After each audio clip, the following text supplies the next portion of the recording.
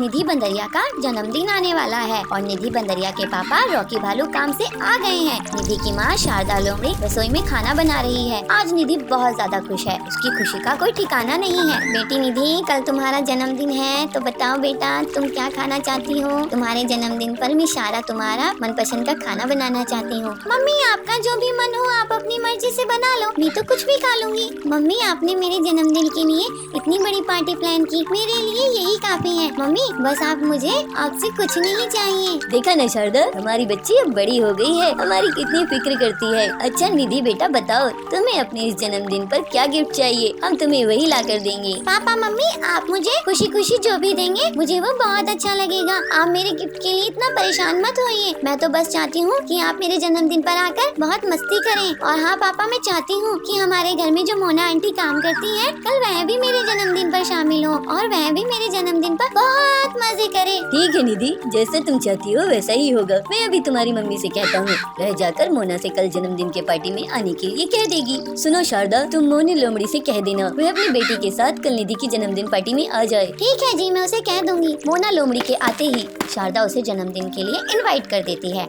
मोना लोमड़ी खुशी खुशी अपने घर जाकर अपने बेटे चिंटू खरगोश से कहती है, अरे चिंटू बेटा, कल निधि का जन्मदिन है और कल तुम्हें मेरे साथ जाना है। उन्होंने अपनी पार्टी में हमें बुलाया है। अगले दिन चिंटू निधि की पार्टी में जाता है। थोड़ी देर में निधि जन्मदिन का केक काटती है। सभी वह केक खाते हैं। चिंटू खरगोश भी वह केक खाता है। यह केक तो बहुत टेस्टी है, पूरा चॉकलेट से बना है। ऐसा केक तो मैंने पहले कभी नहीं खाया। पार्टी खत्म होने के बाद निधि बंदरिया सभी को चॉकलेट देती है। मेरा तो पेट केक से ही भर गया है, अब ये चॉकलेट मैं कल खाऊंगा, इसे यहीं रख देता हूँ। ऐसा कहकर वह उसे कहीं पर रख देता है। अगले दिन स्कूल से लौटकर उसे याद आता है कि वह चॉकलेट उसने अभी तक खाई नहीं, तो वह उसे उठाकर खाने लगता है। वह बहुत ज्यादा अच्छी लगती है। अरे वाह, ये चॉकलेट तो केक से भी ज्यादा अच्छी है। क्यों ना इसे मैं धीरे धीरे करके खाऊं? एक दिन में खा लूंगा तो कल नहीं खा पाऊंगा। हाँ, मैं आधी कल खाऊंगा और आधी उसके अगले दिन। अगले दिन वह स्कूल से लौटते हुए देखता है कि एक आम के पेड़ पर बहुत सारे आम लगे हुए थे, तो वह भी मन ही मन सोचने लगता है, क्यों ना मैं भी इस आम के पेड़ की तरह अपनी एक चॉकलेट का पेड़ लगाऊं। मैं अभी बाकी बची हुई चॉकलेट अपने घर के आंगन में बो देता हूँ और उसे पानी दे दूंगा। कुछ ही दिन में पेड़ आ जाएगा और भी बहुत सारी चॉकलेट खाऊंगा और रोज खाऊंगा। वह तुरंत अपने घर जाता है और बची हुई चॉकलेट उठाकर जमीन में गड्ढा खोदकर उसे बो देता है और उस पर मिट्टी डालकर उस पर पानी भी डाल देता है और जोर जोर से हंसने लगता है। तभी वहाँ उसकी माँ मोना लोमड़ी आ जाती है और उससे कहती है, क्या हुआ चिंटू, तुम बहुत खुश लग रही हो, क्या बात है? हाँ मम्मी, मैंने ना यहाँ पर अपनी चॉकलेट डाली है। कुछ ही दिन में ना यहाँ एक बड़ा सा पेड़ उग जाएगा, फिर मैं रोज चॉकलेट खाऊंगा और मम्मी मैं तुमको भी चॉकलेट खिलाऊंगा। अरे मेरे मासूम से बच्चे, ऐसे चॉकलेट का पेड़ थोड़ी उगता है। तुमने लालच में आकर अपनी चॉकलेट भी खराब कर ली। चिंटू को अपनी गलती का एहसास होता है कि वह चॉकलेट के लालच में आकर गलती कर दिया है। पापा, इस बॉक्स पर भी ऐसा ही ताला लगा है। बेटा, अब मैं तुम्हें बताता हूँ कि इसके अंदर क्या है। बच्चों, इसके अंदर मेरे बचपन का खजाना है। क्या कहा पापा, इसके अंदर आपका खजाना है? क्या सच में? अगर ऐसी बात है तो फिर ठीक है। एक दिन मोना शेरनी, जो कि चिंटू और निक्की की मम्मी है, वह काम कर रही थी, तो चिंटू वहाँ जाता है। मम्मी मम्मी, वो जो ऊपर जो कमरा है उसमें क्या रखा हुआ है? जब देखो वह कमरा बंद ही रहता है। चलो ना उसे खोल कर देखते हैं, आखिर क्या है उस कमरे में। नहीं चिंटू, जाकर अपनी पढ़ाई करो। चलो, ऐसे काम में तुम्हारा बहुत दिमाग चलता है। मैंने मना किया ना तुम्हें, जिस काम के लिए मना किया जाए वह मत किया करो, लेकिन तुम फिर भी नहीं समझते हो। चलो अब जाओ यहाँ से, मुझे काम करने दो। चलो।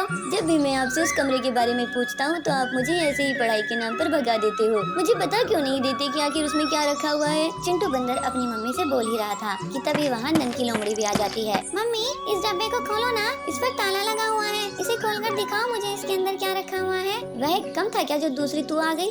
मैंने तुमसे कितनी बार मना किया है कि ये सब पापा का सामान है, इसे हाथ मत लगाया करो। ये सब पापा के जरूरी हो सकता है, इसलिए अब तुम इन्हें रखो और जाओ अपनी पढ़ाई पर ध्यान दो। मम्मा प्लीज मुझे बताओ ना, इसके अंदर क्या रखा हुआ है। इसे खोलकर तो देखो ना, इसके बाद हम इसको हाथ नहीं लगाएंगे। बोला ना बच्चों, नहीं का मतलब नहीं। चलो जाओ, अब मुझे काम करना है और फिर बाजार भी जाना है। तुम खुद अपने पापा से ही पूछ लेना। चलो अब मुझे काम करने दो। थोड़ी देर में मम्मी बाजार के लिए चली जाती है और चिंटू बंदर और ननकी लोमड़ी मौका पाते ही उस डब्बे को फिर से खोलने में लग जाते हैं, मगर ताला लगा होने की वजह से वह उनसे खुलने वाला नहीं था। वह मायूस होकर अपने पापा रॉकी भालू के पास जाते हैं। पापा, आपने इसके अंदर ऐसा क्या रखा हुआ है जो मम्मी इसे हमें कभी नहीं छूने देती? आप इसे खोलिए ना। अच्छा, तो तुम इसे क्यों खुलवाना चाहते हो? पापा, इसे खोल दीजिए ना, हमें बस देखना है इसमें क्या रखा है। अच्छा ठीक है, मैं इसे खोल दूंगा, मगर मेरे पास एक और ऐसा ही बॉक्स है, वो भी मैं अभी लेकर आता हूँ, रुको। रॉकी भालू अंदर अपने कमरे में से एक और बॉक्स लेकर आता है जिस पर भी ऐसा ही ताला लगा हुआ था। पापा, इस बॉक्स पर भी ऐसा ही ताला लगा है। बेटा, अब मैं तुम्हें बताता हूँ कि इसके अंदर क्या है। बच्चों, इसके अंदर मेरे बचपन का खजाना है जो मैं तुम्हें दे दूंगा, मगर मेरी एक शर्त है, तुम्हें इन दोनों बॉक्स में से अपना एक एक बॉक्स पहले ही चूज करना पड़ेगा। तो तुम अपने लिए एक एक बॉक्स चूज कर लो। क्या कहा पापा, इसके अंदर आपका खजाना है क्या? सच में? अगर ऐसी बात है तो फिर ठीक है, मैं तो ये वाला बॉक्स लूंगी। तो ठीक है पापा जी, ये वाला बॉक्स मैं लूंगा। ठीक है बच्चों, अब इसमें से जो भी निकलेगा वो तुम्हें रखना होगा। चलो बच्चों हटो, मुझे ताला खोलने दो। रॉकी सबसे पहले चिंटू वाला बॉक्स खोलता है तो उसके अंदर बहुत सारी किताबें होती हैं, जिसे देखकर चिंटू बहुत उदास हो जाता है। फिर रॉकी ननकी वाला बॉक्स खोलता है तो उसके अंदर उसे बहुत सारे खिलौने मिलते हैं, जिसे देख चिंटू और उदास हो जाता है। तब ननकी अपने भाई को देखकर उससे कहती है, भाई क्या हुआ, आप उदास क्यों हो रहे हो? आप तो मेरे भाई हो और जो मेरा है वो आपका भी तो है ना, और जो आपका है वो मेरा है, तो ये खिलौने भी तो आपके हुए ना। चिंटू ये सुनकर बहुत खुश होता है। भैया, आज साथ में इन किताबों को हम पढ़ेंगे और इन खिलौने से भी खेलेंगे। हाँ ननकी, हम पापा के खजाने से बहुत मस्ती करेंगे। तुम तो सच में बहुत समझदार हो मेरे बच्चों। मैं यही तो देखना चाहता था कि तुम दोनों अपने अपने खजाने के साथ क्या करोगे, मगर तुमने उन्हें साथ में खेलने के बारे में सोचा, मुझे बहुत अच्छा लगा। अब तुम मेरे खजाने का फायदा उठाओ और जाओ अपने दोस्तों के साथ खेलो और मस्ती करो। दोनों खिलौने लेकर अपने दोस्तों के साथ मस्ती करने के लिए बाहर चले जाते हैं।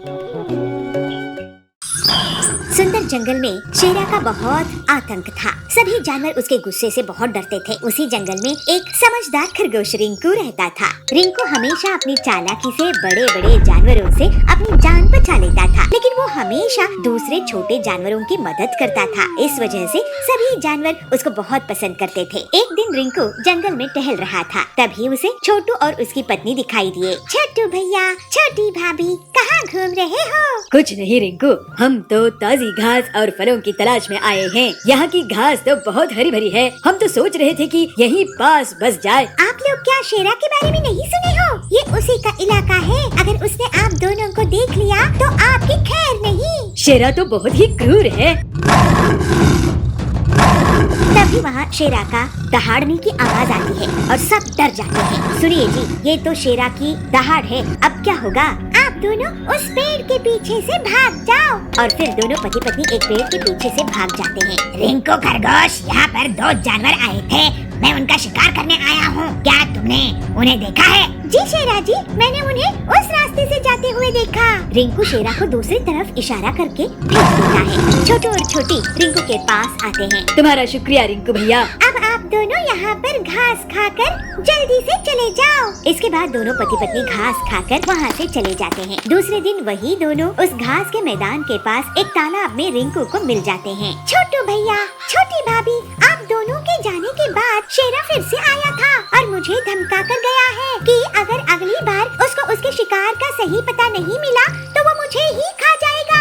आपने हमारी जान बचाने के लिए अपनी जान खतरे में डाली भैया, आपका बहुत धन्यवाद। दोनों पति पत्नी वहाँ से भाग जाते हैं। तो शेर वहाँ पे आकर कहता है, रिंकू तू, मुझे यहाँ और भी जानवरों की आवाजें आ रही थी, तू किससे बात कर रहा था? जरा बताना मुझे, मेरी धमकी याद है ना? अगर तू मुझे सच नहीं बताएगा तो आज तो मैं तुझे ही खा जाऊंगा। रिंकू बहुत डर जाता है। वो सोचने लगता है, शेरा बहुत ताकतवर है और इससे हर बार झूठ बोलने का एक ही मतलब है कि इसकी दावत बन जाना। अब मैं क्या करूं? मेरी भी जान खतरे में है। सच कहूंगा तो पति पत्नी मारे जाएंगे, झूठ बोला तो मैं मारा जाऊंगा। लेकिन आखिर हम सब कब तक इस शेरा से डर के रहेंगे? सोच क्या रहा है, जवाब दे। शेरा जी, मैं पानी से बात कर रहा था, आप भी बात करके देख लो। पानी से? पानी में क्या है? आप ही देख लो, उसमें शायद आपको शिकार करने के लिए कोई मिल जाए। शेरा पानी झांक कर देखता है। मुझे तो कुछ नहीं दिख रहा है। रिंकू इशारों से छोटू और छोटी को बुलाता है। ध्यान से आगे जाकर देखो शेरा जी, आपका शिकार है वहाँ। शेरा जैसे ही थोड़ा और आगे बढ़ता है तभी उसे पीछे से रिंकू और छोटू छोटी धक्का दे देते हैं और उसको तालाब में गिरा देते हैं। मुझे बचाओ, मुझे तैरना नहीं आता है, मुझे बचाओ। शेरा डर के कारण चिल्लाने लगता है। उसकी आवाज सुनकर बहुत से जानवर आते हैं। शेरा, तुम सबको डराते हो, अपनी ताकत का तुम्हें बहुत घमंड है। अगर तुम हम सबको तंग करना छोड़ोगे तभी तुम्हें बचाएंगे। इसको मत बचाओ रिंकू। नहीं छोटू भाई, पूरे जंगल के सामने ये मदद मांगकर साबित कर चुका है कि इसको भी डर लगता है। मैं वादा करता हूँ कि मैं तंग नहीं करूँगा। और फिर सबके सामने रिंकू रस्सी फेंककर शेरा को बचाता है। शेरा शर्मिंदा हो जाता है और फिर वो कभी भी अपनी ताकत का गलत इस्तेमाल नहीं करता है और पूरे जंगल में अब रिंकू की सूझबूझ की तारीफ होने लगती है।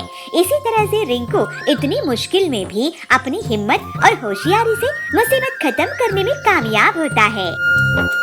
टुन्नू लोमड़ी चोर को पकड़कर उसको पुलिस के हवाले कर देते हैं। पिंकी, दादाजी मुझे माफ कर दो। तू क्यों माफी मांग रहा है? तूने क्या किया? इसलिए क्योंकि मैं रॉकी को जंगल में छोड़ आया था। पर पिंकी बंदरिया और कुन्नू सियार भाई बहन हैं। वो गांव में अपने मम्मी पापा और दादा दादी के साथ रहते हैं। एक दिन स्कूल में आते समय पिंकी बंदरिया की नजर कीचड़ में सने एक कुत्ते पर गई। वो बहुत छोटा था और रो रहा था। पिंकी को उस पर तरस आ गया, इसलिए वो उसके पास गई और अपनी बोतल का कच्चा पानी उसने उस पर डाला और उसे अपनी गोद में उठा लिया। पिंकी, छोड़ इसे, देखिए कितना गंदा है और कितनी बदबू आ रही है इसमें से। छी, छोड़ इसको। नहीं कुन्नू, मैं इसको नहीं छोड़ सकती। पता नहीं इसके माँ बाप कहाँ हैं और देखो तो बेचारा रो रहा है। मैं इसको अपने साथ लेकर चल रही हूँ, ठीक है ना? पिंकी उस कुत्ते को अपने साथ ले आती है और उसको खाना खिलाती है और उसे अपने पास लेटाकर टीवी भी दिखाती है। कुन्नू ये देख बहुत गुस्सा हो जाता है। पिंकी, उतार इसको, ये हम दोनों का बेड है ना, तूने इसको कैसे बिठाया? उतार इसको अभी, कितना गंदा है ये, नाली में रहता है, उतार इसको। कुन्नू, ये छोटा सा ही तो है, जरा सी जगह ले लेगा तो क्या हो जाएगा? कुन्नू अब और गुस्सा हो जाता है और मन ही मन सोचता है, इस कुत्ते की वजह से मेरी बहन मुझे पराया कर रही है और मेरी चीजें भी छीनकर इसे दे रही है। इसका तो कुछ करना होगा, नहीं तो ये धीरे धीरे मुझसे सब कुछ छीन लेगा। पिंकी उस कुत्ते का नाम रॉकी रखती है। रॉकी के परिवार के बाकी लोग भी रॉकी से बहुत प्यार करने लगते हैं, पर कुन्नू अभी भी उसे घर से निकालने की तरकीबें सोचता रहता है। एक दिन वो रॉकी की पूंछ में पटाखे जलाने ही वाला था कि तभी वहाँ उसकी माँ चुनमुन नीलगाय आ गई। कुन्नू, ये तुम क्या कर रहे हो? उस बच्चे की पूंछ पर पटाखे क्यों जला रहे हो? कोई तुम्हारे साथ ऐसा करेगा तो कैसा लगेगा? छोड़ो उसको, लाओ मुझे दो। चुनमुन से डांट खाने के बाद भी कुन्नू नहीं सुधरता और फिर एक दिन रॉकी के खाने में मिर्ची डाल देता है। रॉकी वो दूध पीता उससे पहले ही उसके दादा टुन्नू शेर वहाँ पहुँच गए। कुन्नू, ये दूध लाल क्यों है? क्या मिलाया है इसमें? कुन्नू घबरा जाता है। सच सच बोलो कुन्नू। नहीं, कुछ भी नहीं दादाजी, वो तो ऐसे ही हो गया। मैं जानता हूँ तुम रॉकी को जरा भी प्यार नहीं करते हो और उसे घर से निकालना चाहते हो, पर बेटे ये बेचारा भी बहुत छोटा है तो जानता भी नहीं कि तुम इसके साथ क्या क्या कर रहे हो, इसलिए ये सब छोड़ो और उसके साथ प्यार से पेश आओ, ठीक है? दादा के समझाने पर भी कुन्नू नहीं समझता और फिर एक रात वो रॉकी को लेकर जंगल में चला जाता है और उसे कहीं दूर छोड़ाता है और घर आकर सो जाता है। अब उस रॉकी को मैं ऐसी जगह छोड़ कर आया हूँ जहाँ से वो चाह कर भी वापस नहीं आ सकता और मैं जीऊंगा चैन की जिंदगी। अंधेरी रात हो चुकी थी, घर में सब सो चुके थे कि तभी एक लोमड़ी चोर उनके घर में घुस जाती है और एक एक करके घर का सारा कीमती सामान चुरा लेती है। पर जैसे ही वो घर के बाहर कदम रखती है वैसे ही रॉकी भौंकने लगता है और घर वाले सारे लोग जाग जाते हैं। तब तक रॉकी लोमड़ी चोर को हिलने तक नहीं देता। अच्छा, तो ये चोर हमारे घर में चोरी करने आया था। शाबाश रॉकी, अगर आज तुम नहीं होते पता नहीं क्या हो जाता। टुन्नू लोमड़ी चोर को पकड़कर उसको पुलिस के हवाले कर देते हैं। पिंकी, दादाजी मुझे माफ कर दो। तू क्यों माफी मांग रहा है? तूने क्या किया? इसलिए क्योंकि मैं रॉकी को जंगल में छोड़ आया था, पर पता नहीं ये वापस कैसे आया। यही तो खासियत है मेरे दोस्त की। रॉकी, मुझे माफ कर दे प्लीज। सॉरी यार, अब हम दोस्त बन सकते हैं, तू दोस्ती करेगा मेरे से? रॉकी अपना एक पैर आगे बढ़ाता है और अब दोनों के बीच दोस्ती हो जाती है। रॉकी कुन्नू का भी दोस्त बन जाता है और फिर सब खुशी खुशी रहते हैं। और पुलिस की बाइक को ही चुरा कर भाग जाता है। ये सब बबलू अपनी बर्तन बाइक से देख रहा था। फिर वो तुरंत ही कालू कौवे का अपनी बर्तन बाइक से पीछा करने लगता है और उसे जोर से एक लात लगाता है। कालू की बाइक डगमगा जाती है और कालू जोर से गिर जाता है।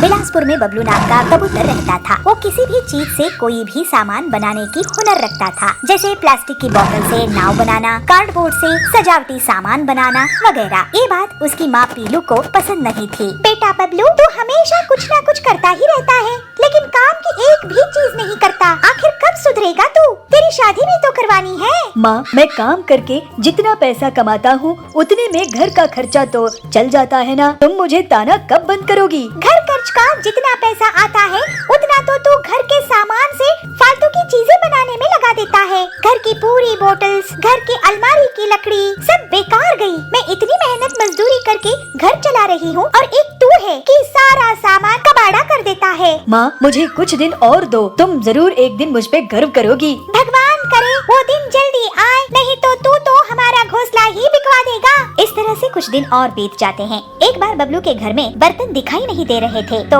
उसकी माँ उसे आवाज लगा के कहती है, बबलू, ओ बबलू, कहाँ है तू? हाँ माँ, क्यों आवाज दे रही हो? बताओ क्या काम है? बेटा, लगता है घर में चोरी हो गई है। एक भी बर्तन दिखाई नहीं दे रही है। चल हम पुलिस स्टेशन में कंप्लेंट करते हैं। नहीं माँ, बर्तन कहीं नहीं गए हैं। आओ अपने घोंसले के पीछे चलो, मैं तुम्हें दिखाता हूँ। फिर बबलू अपनी माँ को घोंसले के पीछे लेके जाता है और वहाँ बर्तनों से बनी एक मोटरसाइकिल दिखाता है और बबलू कहता है, माँ ये देखो, है ना कमाल की चीज। अरे नालायक, ये क्या कर दिया तूने? अब मैं घर का खाना किसमें बनाऊंगी? ये बर्तन की बाइक कौन चलाएगा? तू तो मुझे बर्बाद ही कर देगा। तभी वहाँ सुंदरी आती है। अरे पीलू, ये बबलू को क्यों मार रही हो? इसने ऐसी मोटरसाइकिल बनाई है कि सब इसे देखते ही रहेंगे। नहीं सुंदरी बहन, ये बबलू पता नहीं कब मुझे तंग करना बंद करेगा। जंगल में कालू कौवा मोटरसाइकिल बाइक्स चोरी करता था। घर से या बाजार से वो बाइक चुराने में कामयाब हो ही जाता था। पक्षी उसकी कंप्लेंट लेकर पुलिस बाज के पास पहुँचे। इंस्पेक्टर बाज जी, हमारी बाइक रोज चोरी हो रहे हैं, आप कुछ कीजिए ना। औजार तो मेरे 5 साल में बेटे की बाइक भी चुरा के ले गया। मैं तो लुट गया इंस्पेक्टर भाईजान। लगता है ये काम कालू कौवे का है।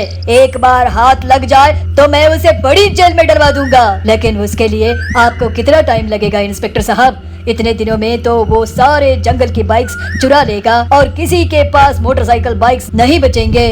बंटी जी, कालू को जो कोई भी पकड़वाने में पुलिस की मदद करेगा, मैं उसे सरकार से 50,000 का इनाम दिलवाऊंगा। इस तरह से सभी वहाँ से चले जाते हैं। कालू ये सब दूर बैठकर सुन रहा था। ऐसा क्या, मुझ पर इनाम? अब मजा चखाऊंगा इन पुलिस वालों को। मैं इनकी ही बाइक चुरा के भाग जाऊंगा और इन्हें पता भी नहीं चलेगा। थोड़ी देर बाद ही पुलिस स्टेशन में कालू कौवा मच्छर मारने की दवाई से धुआं धुआं कर देता है और पुलिस की बाइक को ही चुरा कर भाग जाता है। पुलिस बाज का सर चकरा रहा था, वो कुछ नहीं कर पाया। ये सब बबलू अपनी बर्तन बाइक से देख रहा था। फिर वो तुरंत ही कालू कौवे का अपनी बर्तन बाइक से पीछा करने लगता है और जल्दी ही बबलू कालू की बाइक के पास पहुंच जाता है और उसे जोर से एक लात लगाता है। कालू की बाइक डगमगा जाती है और कालू जोर से गिर जाता है। बबलू अपनी बर्तन बाइक से कालू को पकड़ने में कामयाब होता है और फिर उसे पुलिस स्टेशन लेके आता है। अरे ये क्या, ये कौन सी नायाब बाइक है जिससे तूने मुझे पकड़ा है? ये मेरी स्पेशल बर्तन बाइक है। ऐसी बाइक तो मैंने पहले कभी नहीं देखा। और अब तुम ऐसी बाइक को क्या, कैसी भी बाइक को नहीं देख पाओगे, क्योंकि अब तुम जेल में पड़े रहोगे। फिर अगले दिन पूरे जंगल के सामने बबलू को पुलिस के द्वारा पूरे 50,000 का इनाम दिया जाता है। बबलू की माँ बहुत खुश होती है और कहती है, वाह बबलू, तूने तो मेरा नाम रोशन कर दिया बेटा। पूरे गांव में तेरी बर्तन बाइक अब फेमस हो गई है और तू भी। इस तरह से अब बबलू के अनोखे काम पूरे जंगल में प्रसिद्ध हो गए। उसके पास अब पैसे आने लगे और बबलू अपनी माँ पीलू के साथ हंसी खुशी रहने लगा। मम्मी पापा, हम कहीं जा रहे हैं क्या? मम्मी, हाँ बच्चों, तुम्हारी नानी का कॉल आया था। वो कह रही थी कि बच्चों की स्कूल की छुट्टी पड़ गई है तो उनके पास आ जाओ, इसलिए हम आज ही गांव के लिए निकल रहे हैं। सर्दियों का मौसम चल रहा था। पीहू, हिरन और चुनू बालू की स्कूल की भी छुट्टियां पड़ गई थी। वो दोनों दिन भर खेलते ही रहते थे। उनके साथ उनकी सोसाइटी के बच्चे भी खेलते रहते थे। एक दिन जब वो बाहर से खेलकर घर में आए तो उन्होंने देखा कि उनके मम्मी पापा कपड़ों को बैग में पैक कर रहे हैं। तो इस पर दोनों को उत्सुकता हुई, इसलिए दोनों ने एक साथ पूछा, मम्मी पापा, हम कहीं जा रहे हैं क्या? मम्मी, हाँ बच्चों, तुम्हारी नानी का कॉल आया था। वो कह रही थी कि बच्चों की स्कूल की छुट्टी पड़ गई है तो उनके पास आ जाओ, इसलिए हम आज ही गाँव के लिए निकल रहे हैं। ये सुनते ही दोनों खुशी से झूम उठे। ये हम नानी के पास जाएंगे, बहुत मजा आएगा।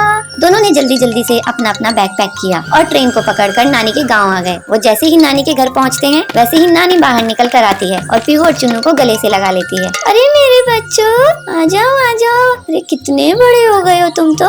आ जाओ, चलो अंदर चलो, तुम्हारे मौसा मौसी मामा मामी इंतजार कर रहे हैं। चलो चलो। वो जैसे ही घर के अंदर आते हैं वैसे ही पीहू और चुन्नू के मामा मामी और मौसा मौसी उनकी खातिरदारी में लग जाते हैं। अरे मेरे बच्चों, कैसे हो तुम? पिछली बार आए थे तो कितने छोटे थे, अब देखो कितने बड़े हो गए हो। देख पीहू, तेरी मौसी तेरे लिए क्या लाई है। ये तो मेरी फेवरेट चॉकलेट है। थैंक यू मौसी। पीहू और चुन्नू को भी बहुत अच्छा लग रहा था। उन्होंने सबको नमस्ते की। कुछ देर बाद वो अपने खेत पर पहुंचते हैं जहाँ गन्ने की फसल लगी हुई थी। मामा जी, मुझे गन्ना खाना है, एक गन्ना दो ना। अरे क्यों नहीं मेरी लाडो रानी, रुको मैं अभी तोड़ कर देता हूँ। मामा 2 गन्ने तोड़कर पीहू और चुन्नू को देते हैं। दोनों बड़े ही मजे से गन्ने का लुत्फ उठाते हैं। उसके बाद वो सरसों का खेत भी देखते हैं। मौसी जी, ये सरसों के फूल तो बहुत सुंदर है, मैं एक फोटो खिंचा लूं? क्यों नहीं, जरूर आओ, मैं तुम्हारी फोटो खींच देती हूँ। मौसी दोनों की फोटो खींचती है। तभी वो देखते हैं कि पास ही के खेत में कुछ गायें और भैंसें घास चर रही हैं। ये नजारा उन्हें और लुभाता है और वो आगे बढ़कर उन्हें चारा देते हैं। खेत को घूमने के बाद वो दोनों घर आ जाते हैं। रात भी हो जाती है, ठंड अब और बढ़ने लगती है। नाना जी, यहाँ पर बहुत ठंड है, मुंबई में तो इतनी ठंड नहीं पड़ती, कुछ करो ना। क्योंकि बच्चों, वहाँ पर खेत खलिहान और पेड़ पौधे इतने नहीं हैं जितने यहाँ हैं, इसलिए यहाँ ठंड भी ज्यादा पड़ती है। पर तुम चिंता मत करो, मैं अभी आग जला देता हूँ। नाना जी लकड़ियों को इकट्ठा कर उन्हें जला देते हैं। तभी लाइट भी चली जाती है। अब लाइट भी चली गई नानी जी, पूरे घर में तो अंधेरा छा गया है, अब क्या करेंगे? मैं अभी लालटेन जला देती हूँ। नानी लालटेन जलाकर ले आती है। उसके बाद पीहू और चुन्नू का सोने का समय आ जाता है, पर वो अपने मम्मी पापा के पास ना सोकर नाना नानी के पास सोते हैं। नानी जी, कहानी सुनाओ ना, मुझे ना आपकी कहानी सुननी है। वो जो हम पिछली बार आए थे तब आपने एक कहानी सुनाई थी ना, वो मुझे बहुत अच्छी लगी थी। प्लीज वही वाली कहानी सुनाओ ना। कौन सी वाली बेटी, मुझे याद नहीं है, तुम बताओ तो मैं सुना दूं। वही नानी, वही, वो कौवे वाली, वो प्यासे कौवे वाली जो आपने सुनाई थी। ओहो, वो वाली कहानी सुननी है तुम्हें? अजी तुम ही सुना दो ना इन्हें। अरे तुम ही सुना दो भाग्यवान। नानी कहानी सुनाना शुरू करती है। दोनों नाना नानी के बीच लेटे हुए थे और कहानी का लुत्फ उठा रहे थे। कहानी सुनते सुनते दोनों गहरी नींद में चले जाते हैं और सो जाते हैं।